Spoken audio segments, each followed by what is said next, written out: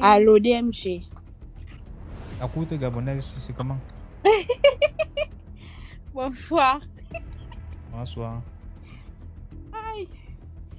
J'espère que vous allez bien, vous tous. Oh, joyeux Noël à vous. Bon, je vais aller au but.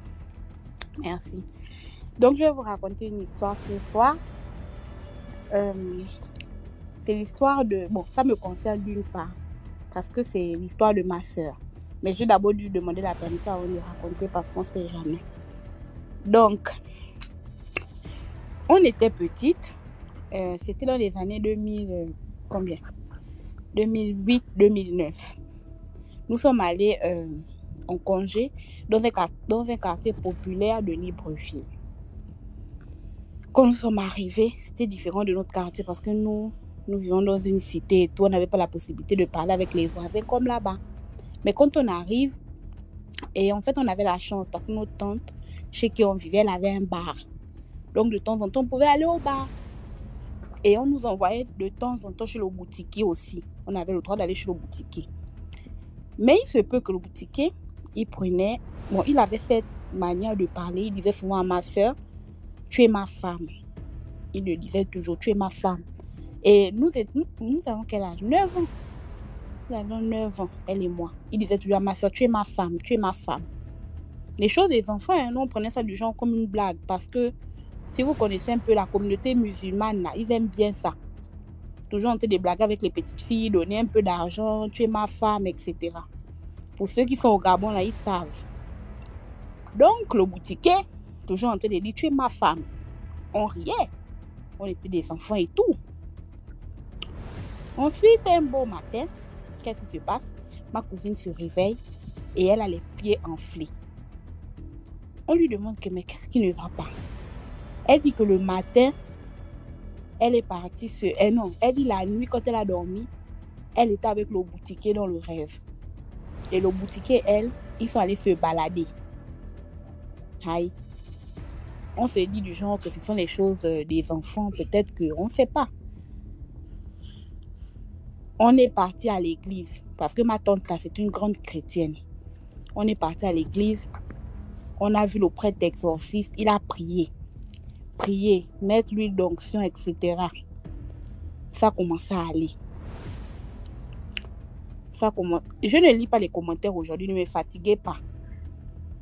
Donc, ça a commencé à aller. Toi, tu aimes les problèmes. Chaque fois que tu montes, tu ne lis pas les commentaires. Toi, tu aimes les problèmes, toi, là. Non, oui, je mets même le téléphone en haut. Écoute, filles, toi, tu m'avais quoi ça la dernière fois que...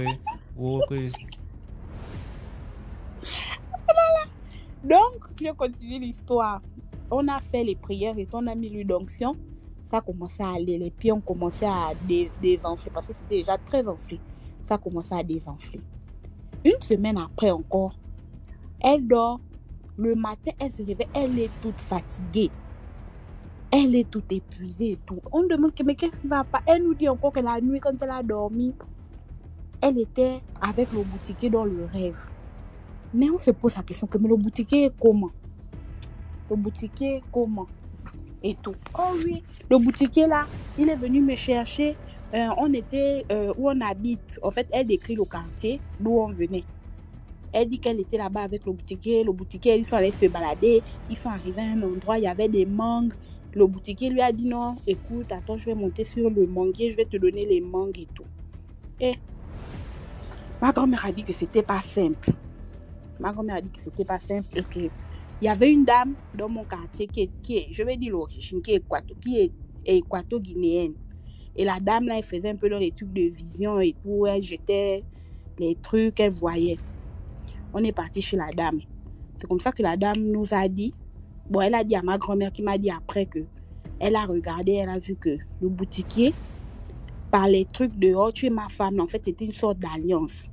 Parce que je me rappelle à chaque fois quand il posait des questions, il demandait toujours, tu es ma femme, non? Tu es ma femme. Réponds d'abord oui. À chaque fois, c'était comme ça qu'il disait. Et elle aussi, quand elle disait oui, genre en blaguant, c'est là où je ne sais pas si c'était une sorte d'alliance ou bien je ne sais pas quoi entre eux. Donc, c'est comme ça qu'il faisait pour soi-disant aller se balader avec elle la nuit. La dame équato-guinéenne, qu'est-ce qu'elle a fait? Elle a fait des écorces avec du miel et un peu des trucs. Elle a donné à ma grand-mère. On devait frotter ça à ma cousine sur le corps avant de dormir. Quand on a frotté ça à ma cousine sur le corps avant de dormir, le matin, quand ma cousine se réveille, ma grand-mère lui pose la question que non, est-ce qu'aujourd'hui, tu es partie encore te balader avec le boutiquier? Elle dit non, je ne suis pas allée me balader. Mais j'ai vu, nous étions où il y avait le manguier, où j'étais avec lui la dernière fois. Lui, il est passé, il était derrière moi, il me regardait. Ensuite, il m'a lancé les cailloux. Aïe. Ok, il n'y a pas de problème. Puisqu'on est dans le quartier là, nous étions, dans la maison de ma tante, nous étions que les deux enfants du même âge. Et nous étions les plus petits. Qu'est-ce que ma tante me dit? Elle me dit, oh non, prenez l'argent et allez chez le boutiquier, acheter quelque chose. On va voir la réaction du boutiquier. Parce que la dame équato-guinéenne, qu'est-ce qu'elle a dit à ma grand-mère? Une fois qu'elle aura mis le médicament sur le corps, le boutiquier là va commencer à se comporter bizarrement. Effectivement, quand nous sommes allés là-bas, le boutiquier a commencé à se comporter bizarrement. Il a commencé à nous insulter. Sortez, sortez, sortez, je ne vais pas vous servir, sortez. Sortez des petites filles sorcières comme ça et tout. Nous sommes partis, on a expliqué la situation à ma grand-mère. Ma grand-mère a dit que ce n'est que le début. Nous sommes restés tranquilles. Encore, on dort. Le boutiquier revient encore dans le rêve de ma cousine. Le boutiquier vient, mais il vient cette fois-ci pour l'attaquer. Il vient pour la frapper. Elle se réveille le matin comme ça sur le corps. Les blessures, en fait pas des blessures, mais des trucs enflés. Elle pleure. Elle dit que regardez, c'est ici là où il m'a frappé la nuit. C'est ici où il m'a frappé la nuit. Je ne suis pas en train de mentir. Elle pleure. Elle pleurait en fait comme si elle était folle. Elle pleurait en fait comme si elle devenait folle et tout. Elle pleurait. Regardez, c'est ici là où il m'a frappé. C'est ici là où il m'a frappé. On est encore retourné chez la femme équato-guinéenne. La femme équato-guinéenne dit que cette fois-ci, ce que je vais vous donner là, ça sera très grave. Et malheur à lui. Ma grand-mère a dit que de toutes les façons, on doit tout faire, mais elle ne veut pas que la vie de sa petite fille soit en danger. C'est comme ça maintenant qu'elle a encore donné notre médicament. Cette fois-ci, on a mis ça autour du lit. On a mis ça autour du lit. Quand on met ça autour du lit comme ça là, il paraît que la nuit, elle a dormi. Elle n'a même elle n'a plus jamais vu le boutiquier dans ses rêves. Et chose bizarre, quand on est parti le matin voir le boutiquier avait disparu.